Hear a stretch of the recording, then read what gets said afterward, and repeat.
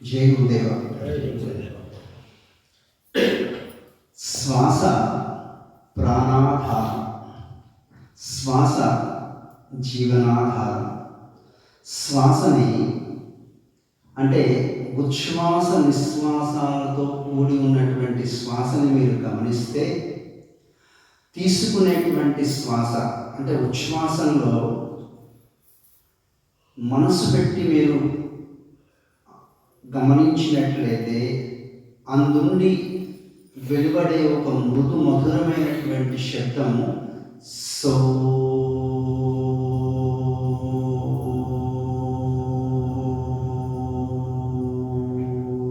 అని వినిపిస్తూ ఉంటుంది. అట్లాగే నిశ్వాసాన్ని కనుక మీరు మనసు పెట్టి తన్మయత్వంతో పరవశత్వంతో గమనించినట్లయితే అందుండి ఉత్పన్నమైనటువంటి మధురమైన నాదం ఏంటో తెలుసా? హం.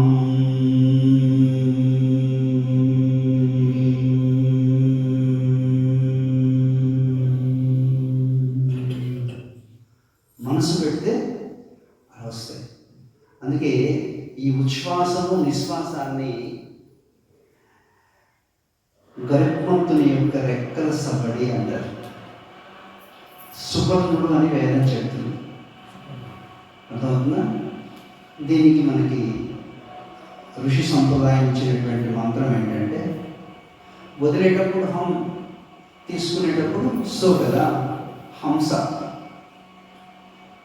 దాన్నే ఇటు నుంచి అటు చూసా అనుకోండి, సో హం, సోహం. సోహం ధ్యానం అని ఉంటుంది, విరజా హోమం అని ఉంటుంది. ఓకేనా? మనం సోహం అంటే సహ అహం, అదే నేను, అదే దైవం, అదే సర్వాంతర్యామి తత్వం. ఆ మంత్రాన్ని మనం చెప్పుకుందాం. ఓకేనా? ప్రతి అక్షరాన్ని శ్రావ్యంగా స్పష్టంగా ఉచ్చారణ చేయండి. ఓకేనా? హంస శివ సోహం, హంస శివ సోహం, హంస శివ సోహం, హంస శివ సోహం, హంస శివ సోహం, హంస శివ సోహం, హంస శివ సోహం,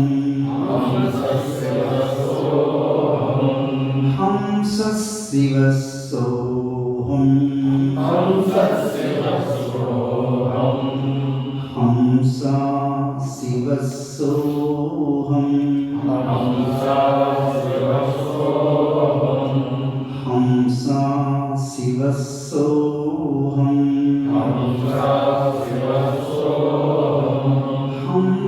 శివ సోహం,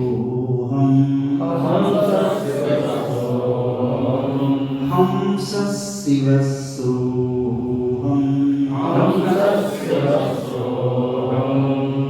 హంస శివ సోహం, హంస శివ సోహం, హంస శివ సోహం.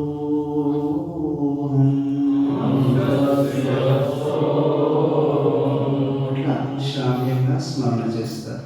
వాసుదేవ. ఈ మంత్రాన్ని హంస గాయత్రి అని పిలుస్తారు.